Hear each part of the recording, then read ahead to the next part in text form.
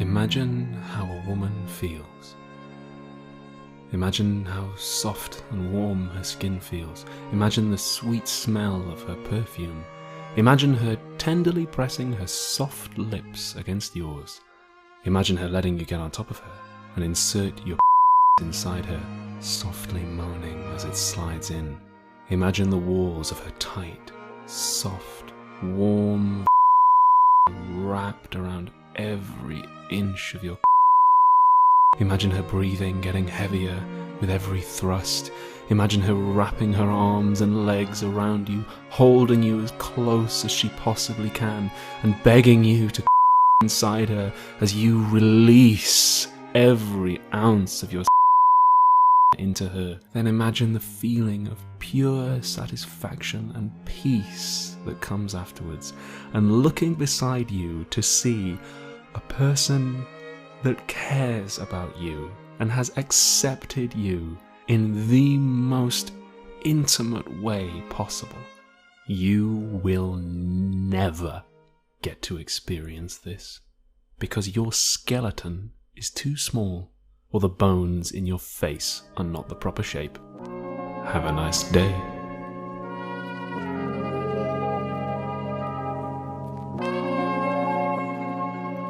Hello, boys. Let's talk about bone structure.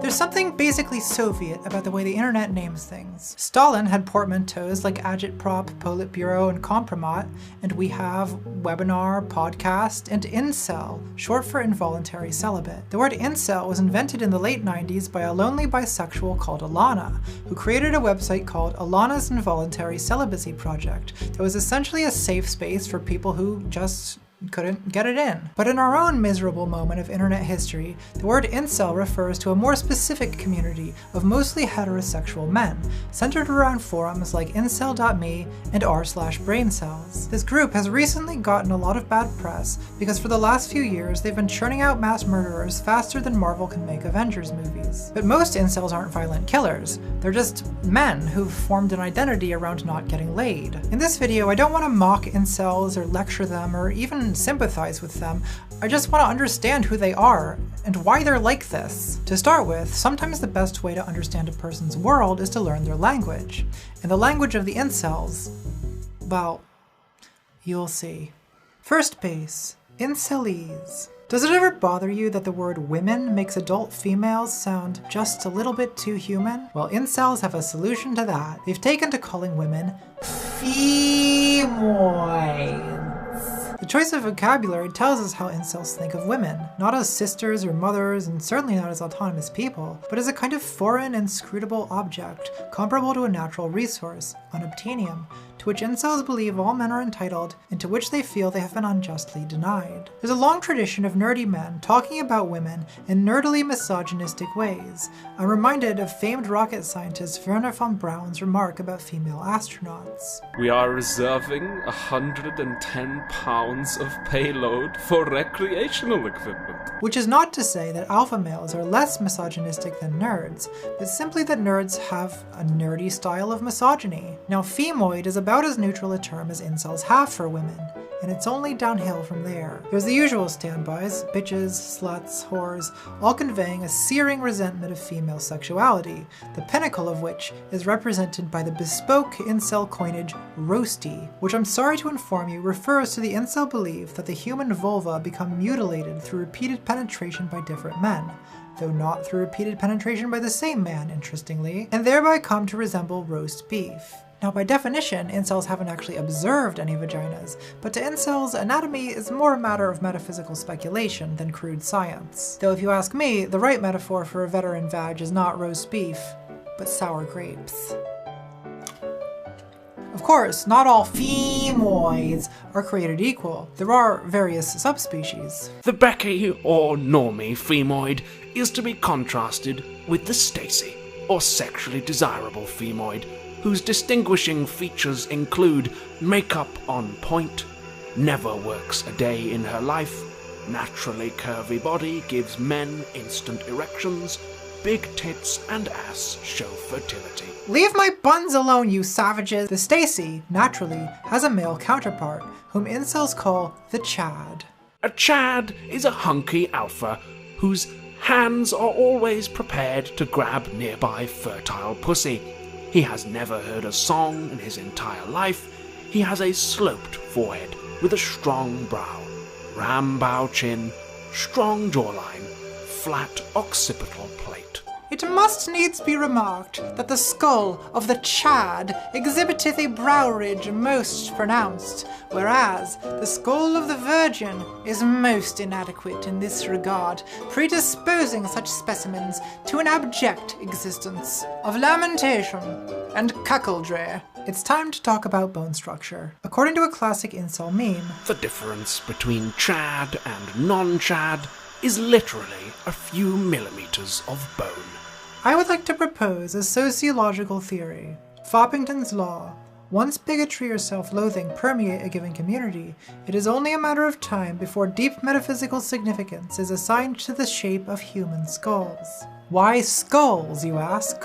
Well, the best explanation I can come up with is that a skull is inanimate and unchangeable. It's therefore the perfect symbol of the intrinsic and permanent characteristics that bigots like to assign to certain groups of people. If you believe, for example, that a certain race or gender is intellectually inferior, you can justify your belief by pointing to the shape of a skull and saying, well, that's the reason why. It's just nature. There's nothing that can be done about it. And that is exactly the way incels think about love and celibacy.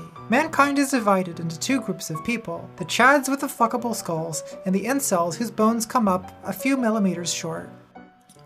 Corn dog? Anyone? I'm really hungry.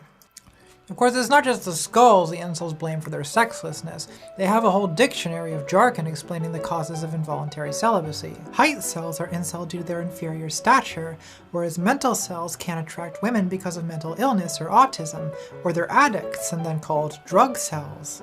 Wrist cells, on the other hand, are doomed by their overly delicate wrists. Now, obsessing about your wrist size does seem a little weird. Oh yeah? Is it a little weird that the average dildo has more girth than my wrist? Is it weird at all that some men have thicker dicks than my wrist? But yeah, obviously, obsessing about my tiny wrists that are smaller than even many women's is completely irrational body dysmorphia, and the reason why no woman wants to be with me or even talk to me is my shitty personality, even though literal 80 IQ men who have nothing to talk about except who won the game last night are still able to attract a loving partner. Interesting.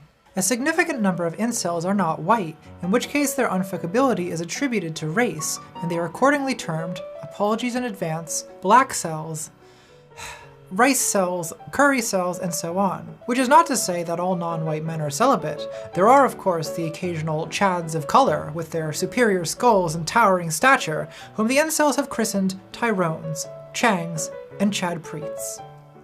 I'm so sorry.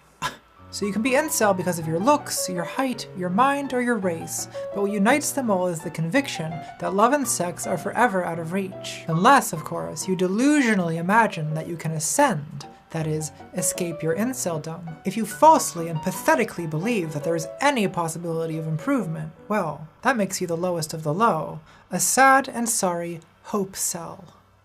Second base, the red pill. So we have the building blocks of the incel worldview, the Stacys, the Chads, the incels, and the normies. From these elements, incels have constructed a theory of human nature and sexuality, which they call the red pill.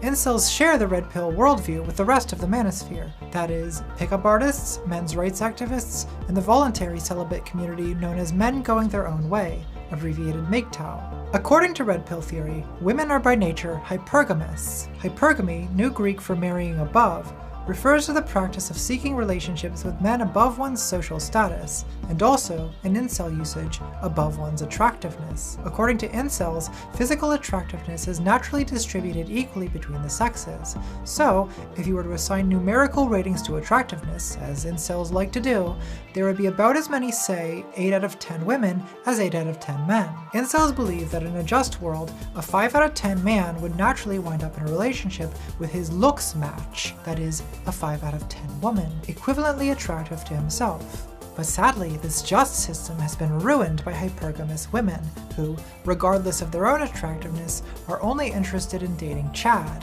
Incels sometimes call this the 80-20 rule, the idea that only the top 20% of men will ever be desired by women. Now, since most heterosexual men do end up in relationships with women, you might be raising your eyebrow at that idea. But incels have an explanation.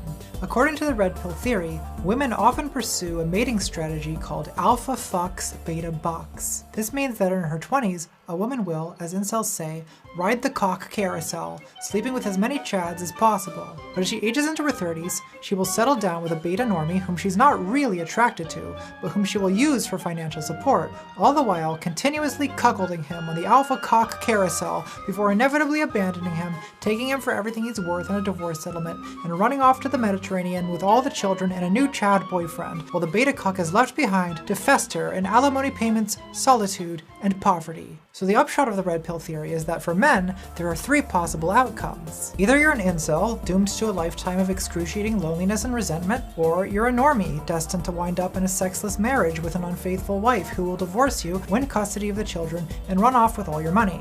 Or you could be an alpha, an independent, promiscuous man who sleeps with lots of women and forms attachments to none of them.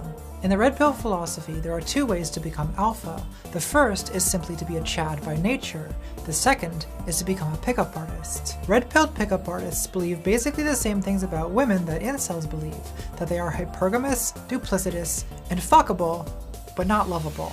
The difference is that pickup artists are not celibate. In fact, they try to have sex with as many women as possible by following a series of strategies and scripts known as game, as described by the book of that title, as well as by the red-pilled pickup artist Roosh V, author of a book called Bang! A new mascara from Benefit. So the tube is bomb, I am living. Let's see what the wand looks like. Oh. It's so big. I wonder what Roosh is up to lately. I bake my own bread. Yes, I am outing myself as a baker, as someone who likes to cook. I'm not a woman. I am ultra masculine, as you can see, but baking and cooking in general is a scientific thing. And men like scientific things. I used to be a scientist. Well, Roosh, you know what? If it means you leave women alone, I hope you enjoy your new life as an ultra-masculine baker. Bread scientist. So remember, the red pill is the realization that women are hypergamous by nature, 20% or less of men are really attractive to women, dating is a sexual marketplace, and feminism is a pretext for enabling women to behave however they want while consigning men to emasculation and impotence. The black pill is the additional realization that one's place in the sexual marketplace is genetically determined, that one is a permanent virgin, that sex and relationships are forever out of reach, and hence that happiness is impossible, and there's nothing one can do except lie down and rot. The black pill is essentially dogmatic hopelessness about dating and about life in general. It's the pinnacle of what psychotherapists call catastrophizing, a cognitive distortion where anxiety or depression leads you to infer apocalyptic conclusions from mundane setbacks and anxieties. For instance, a catastrophizing person might begin with the thought, oh no, I'm going to be late for work, and from there infer, my boss is going to be angry, I'm going to lose my job, I'm not going to be able to get another job, I'm going to be unemployed forever, my family will starve, oh god, we're all going to die. Each step in the sequence is sort of plausible, but the leap from step 1 to step 7 is completely absurd. This is exactly how the black pill works. You start with experiences of rejection and isolation. From there, you infer that you are unattractive to women, that you will never be attractive to any woman, that you will be forever alone, that you will always be unhappy, that women did this to you, that feminism empowered women to do this to you, that the social trends that made this possible are only getting worse, that humanity itself is doomed and your only option is to lie down and rot. Of course, not all incels take things quite so far, but a lot of them do. On incel forums, suicidal ideation is very common, and posts are often tagged sui-fuel or rope fuel, meaning that they make you want to kill yourself, usually because they're reminders of how hopeless the incel situation is, or how devastating it is that incels are missing out on the incredible bliss of sex and romance. Now, if you suggest to incels that posting sui-fuel on forums already populated by lonely and depressed people is maybe not the most responsible idea, they respond that, oh, it's just dark humor, it's just a cope, throw us a bone here. But a lot of the suicidal stuff shows no signs of humor, and it's common to see people express pretty extreme states of depression, which is not surprising, since hopelessness is the logical conclusion of the black pill worldview. One's possibility for happiness is determined by the genetics of height, frame, and facial bone structure, and if you don't have these gifts, there's no relief but to cope or rope. Now, it's pretty tempting to just mom the shit out of these kids. You want to grab them by their Black Ops t-shirts, shake them a bit, and tell them there are millions of men with small wrists and weak chins getting laid every day, that they're their own worst enemies, that they need to get off the computer, go outside, make some friends, stop hating women, get some hobbies, and who knows, maybe they'll develop a disposition that women find a little more approachable. Essentially, you want to tell them, clean your room, bucko. In fact, for the young men in this demographic who are receptive to that kind of advice, Jordan Peterson is probably helpful because he's telling them a lot of what they need to hear, and he's kind of a sexist old man, so they might actually listen. But most incels don't want to hear this kind of advice. In fact, they view it as essentially a microaggression. You are, in effect, Chad-splaining their oppression to them when you give basic advice like take a shower, be more confident, to people who've already experienced a lifetime of rejection and isolation, and who believe they've already tried everything. So they despise this kind of advice, and devote endless posts to bitterly mocking the futility and insensitivity of it. Just go out to parties, bro. Instead of hating on women all day, why don't you losers just try being confident like this average-looking guy? Confidence is key. You incels need some hobbies. Try reading some books. Women love intelligence. It works for me, bro. Oh, you just need to get out more. No one knows what it's like to be hated. To incels, their worldview seems ironclad. It has built-in defenses against anyone who would try to change their minds. So if you want to understand incels, and in particular, if you want to understand why their community produces so many mass murderers, you have to understand that the black pill is more than the dogma that you can't get laid. It's also the dogma that because you can't get laid, you can never be happy. So what we have in our hands here is more than a bunch of angry internet misogynists. It's, at worst, a kind of death cult, complete with an eternal hell and an omnipotent enemy. It is not surprising that that state of mind leads a few of them to conclude that since triumph is impossible, why not try revenge? Third base. Tinder is garbage. I know I said I wasn't going to sympathize with incels, and I know they don't want my sympathy anyway, and I know it's bad praxis to sympathize with the devil. But on some level, I can't help it. The internet is for introverts, so I'm sure a lot of people watching this feel the same way. I bet some of you have been this guy. I have been this guy. So look, I'm going to tell you something I've never really come out about on this channel, so this is like a really vulnerable moment for me, but I used to live as a man, and I'm not proud of that, but I'm ready to move on if you're ready to forgive. I'm in the unusual situation of being a woman who dates men, who used to be a man who dates women. What kind of fucked up shit is that? Is that even allowed? Alright, calm down, lesbian stans. I'm still attracted to women, and those who lieth betwixt. Cats, the inherent eroticism of the sea. Yeah. Don't you just want to get in there? Take me, mommy. But I have been on a heterosexual kick lately. I gotta get my hetero on. What I'm getting at is I've used Tinder both as a man seeking women and as a woman seeking men. And I think that gives me some relevant experiences. When you're a man, the strategy is you've got to send a lot of messages because women get a lot of messages. And then you just gotta try to be less of an ogre than the other fuckboys. Whereas, if you're a woman, you get to lie recumbent on your chaise longue and receive the inquiries. Let's see how we're doing here. How many men have liked me on Tinder? I'm paying $30 for this information, so this better be good. I have 2,500 likes. That's a lot of Baltimorean men who swiped right on a tran. What a divine city. Oh, that's so nice of them to be interested in me. Let's see what kind of messages I got. Dick or no dick? Pre-op or post-op? Did you cut your dick off? Oh my god. I'm gonna cut it off, okay? Jesus. I will let you smash my pussies. So hard. If you just be patient. It's a whole process. That's not a pussy. That's a fuckhole. You'll never know what it's like to squeeze life out of your sacred passage. Well, that's true. I am not going to be squeezing any life out unless something goes very seriously wrong, and I assure you that none of the passages I have down there have ever been or ever will be sacred. Abigail, leave my fuckhole out of this. When I first started using this app, I was messaging with a guy who seemed super chill. He was going to take me to a concert. I was like, seems like a lot for a first date, but we'll try it. 15 minutes after we agreed to that, he sends me a message. What color panties are you wearing? I would love to smell them. Can we get coffee first? The hell of it is, I probably would have let him smell my panties. But this is a thing you bring up on the third fuck. You don't open with panty sniffing. Like, the only point of in-app messaging is for me to figure out if you're gonna murder me. And you're already fucking it up. So this is the experience of women on Tinder. We're drowning in dick, and most of it is terrible. Not all. I do have some very sweet messages, and I haven't been using the app in a couple months, so if I didn't respond to you or if we didn't match, it's not because I rejected you, it's because I don't like the app. People screenshot my profile and they post it online, and they call me ContraPoints and like, I'm just too famous for this shit. My life is hard. So girls, we do a lot of complaining about the firing squad of bad dicks that's constantly pointed at us in dating apps. But how would you feel if instead of that, you were just getting radio silence like the incels get? I can't speak for other women, but personally, I prefer the firing squad of dicks. You know? At least these pricks care enough about my pussy to be an asshole about my dick. I feel sorry for men on dating apps, I really do.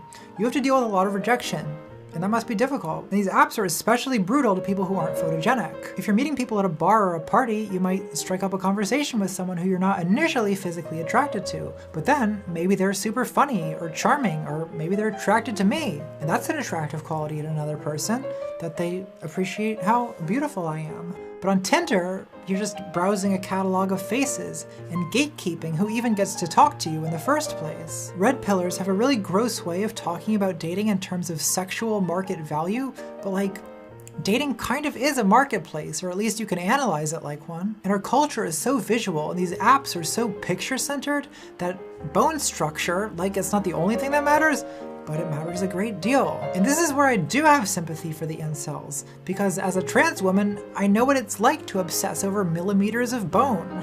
I actually had to interrupt work on this video to go to a consultation for facial feminization surgery, so I can pay luxury car amounts of money to shave off a few millimeters of bone here and there, because it must needs be remarked that the skull of the female exhibiteth a brow ridge less pronounced. I mean, I'm just as obsessed with bone structure as the goddamn incels, because I think certain parts of my face make me look like a man, and I worry about it every day. We're all obsessed with the bones, honey. We all have bones inside us. We all love touching bones. You want to take a measurement from the supraorbital ridge to the lambdoid suture and multiply that figure by pi to calculate what we call the Chad circumference. Why is no one talking about the Chad circumference? Fourth base. Just the tip. There's another way I think my experience as a trans woman is relevant to the incel discussion, and that's that I recognize delusional self-loathing when I see it. I'm far from the first to point out that the supreme gentleman, incel mass murderer Elliot Rodger was, apart from his narcissistic psychopath personality, an eminently bangable twink. Now, I'm not going to show you pictures of incels, but on their forums, they do sometimes post selfie threads. And you can't say this on incel forums without enraging them, but in confidence, from one pretend clinician to another, let me tell you that the truth about incels is that almost all of them are completely normal looking guys. But of course, that's not the feedback they get from other incels. The feedback they get is that their chins are weak, their hair is thin, their skin is garbage, and there's no hope whatsoever, no woman will ever love them, and they are true cells with no option but to lie down and rot. And the interesting thing is, those guys post selfies to those threads, knowing that's the kind of feedback they're gonna get. So why? Why do they do it? Well, I'll tell you a little story. There is a website on the internet called 4chan.org that has a board called LGBT. A few years ago, this was used mainly by the 25 gay men who actually like Milo Yiannopoulos, but recently it's used mostly by men who are entertaining the notion of becoming women, and by early transition trans women. So the board is jokingly called TTTT. Now, I've recently moved beyond that first stage of my transition, but the memory is still fresh. And let me tell you, it is a painful, awkward, humiliating stage of life. So the trans women of TTTT are tragic. They're basically still in man mode, which is why they're using 4chan, and I bring them up because they remind me a lot of incels. For incels, the core frustration is that they can't get laid. For TTTT, it's that they can't pass as female. Both groups post selfies knowing they're going to get brutal, unconstructive feedback, and both groups have a weird vocabulary with which to express their anxieties. For instance, on TTTT, a major piece of jargon is hun, a slur used by trans women for other trans women. which basically means that you look like a man in a dress, which is what every trans woman is afraid of. And there's another commonality with incels too, with all bigots and self-loathers, which, if you've been paying attention, you've already guessed. You will never be seen as a woman because of your head size. Have all the surgeries in the world, your massive man noggin will stay the same. Lel, this freak thinks he has very soft facial features. His head is fucking huge, Lel. And the Huns on Reddit are hugboxing him and telling him that there are women with big heads. No, there aren't. There aren't fucking women with heads that do that. And FFS won't change shit. You might as well repress. You transition with a man's head, you will be clocked. You will be looked at as a freak. You will never be seen as a legit woman, 100%. This is why I'm not transitioning. Thank you, skull people, for showing me the way, and that no matter what I do, I will always be a manly man, skull-wise. You saved me the embarrassment of being a literal big-headed man in a dress. 'Tis evident the cranial vault of the autogynophile be much more voluminous, and the facial plane wider. It always comes back to the skulls, every time. The other interesting thing about TTTT is I used to get posted there a lot. For a while I had some stans on the board who basically viewed me as inspiration. Yikes, because of course that kind of post is frowned upon. If I'm not looked at as a big-skulled manly freak, if my transition is going well, that means that some of their transitions might go well too. And that is an unacceptable conclusion for a community founded on self-loathing and hopelessness. So it was necessary for the rest of the board to explain why I didn't pass, why I would never pass, and why anyone who looked less good than me shouldn't even fucking think about it. They shouldn't transition at all. They should just repress. They should lie down and rot. And I used to read this stuff all the time. Like, I would specifically seek out threads about me, which might seem strange, considering I had hundreds of fans telling me I was a gorgeous goddess every day. So why did I turn away from that to intentionally seek out this dismal den of Huns talking about how my giant Hun skull is clockable at 1,000 paces and my voice sounds like a ridiculous Muppet falsetto hybrid of Mickey Mouse and Winnie the Pooh? Well, basically, there was part of my brain that just simply refused to believe it when people told me I was gorgeous, and for semi-plausible reasons. A lot of trans people on the internet tell other trans people they look gorgeous no matter what they look like. That's where the word Hun comes from. You look great, Hun. So what TTTT is saying about Reddit hugboxing is true to some extent. There is a kind of a priori and dogmatic flattery that prevails in some trans spaces. So I came to regard all compliments as everyone is beautiful, politically correct cuckoldry, and there would be this thrill of going to TTTT and reading other people say what my deepest anxieties told me was really true. And that was always painful, but there was a kind of pleasure too. There was a rush. It's exciting to burst out of the politically correct bubble and say what you're really thinking. That personality doesn't matter because big-skulled Chads get all the girls. That ContraPoints is a big-skulled Hun with a voice like nails on a chalkboard. And at first, I justified the habit by telling myself I was just doing research. I have to keep tabs on what the bigots are saying, it's simply my job. But soon I realized it wasn't just research, and it was infecting me away from the computer. This ridiculous vocabulary, Huns, AGP, was popping up in my head at unexpected times. It was starting to color how I thought about myself, and worse, it was starting to infect how I thought about other trans women. And that's the moment I realized I need to stop looking at this stuff right now or I'm going to become a monster. And once that happens, it's going to be very difficult to fix. This is exactly how the incel black pill works. There's something infectious about these vocabularies. Like on days I've been working on this video, I'll go out at night and these words just involuntarily show up in my thoughts. That bartender is such a Chad. He's totally hype-mocking that tiny cuck. And the tragic thing is, some incels don't realize what this is doing to their minds until it's too late. Let's face it, black pills are suey fuel, and a lot of us can't handle them. I gleefully indulged in this subreddit the moment I discovered it, since I loved uncovering secrets that society had been hiding from me. But it has affected my mental health in a bad way. I made my first call to the suicide hotline a few weeks ago, and I've never needed to do that before. I could always talk myself out of it through logic, but my mind is ruined now.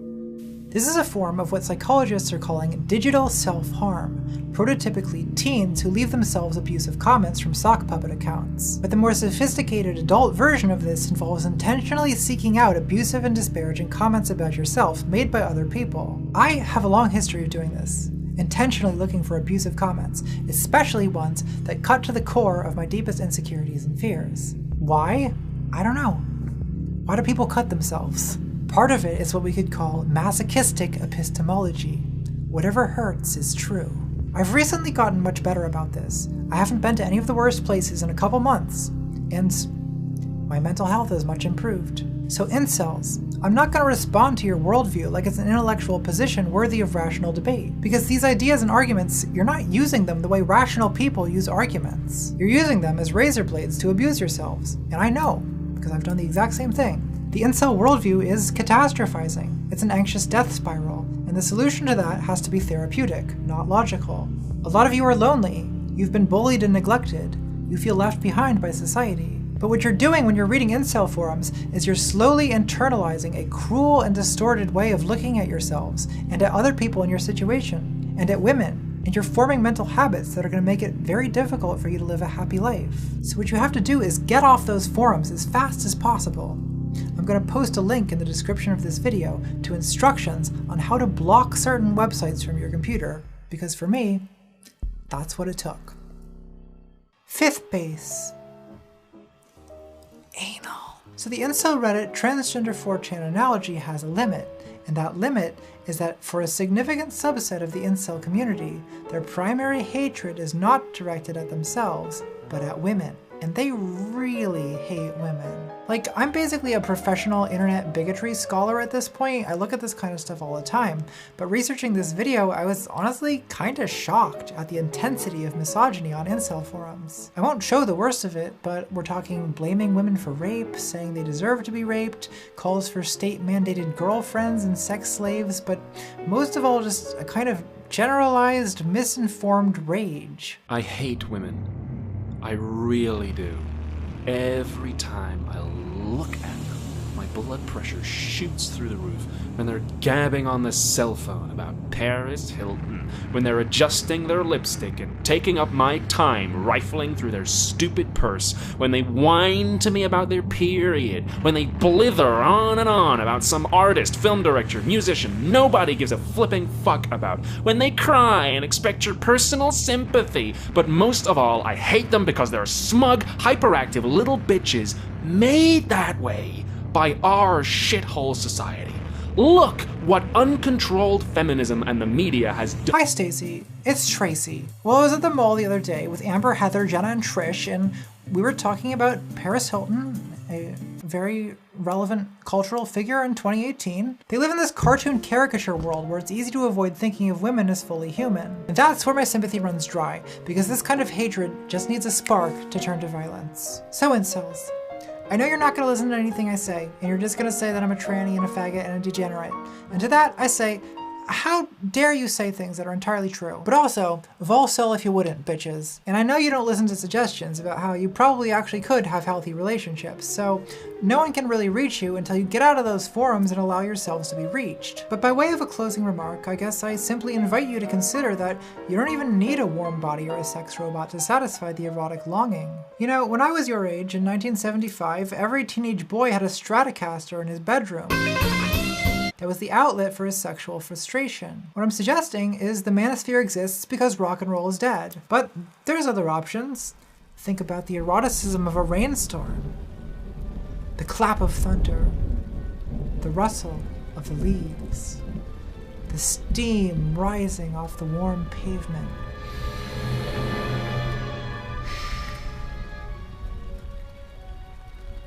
And whether you're a Chad, a Stacy, an incel, or a Hun, you can always return to the caress of our dark mother, the sea, whose salty embrace envelops every contour of your naked body.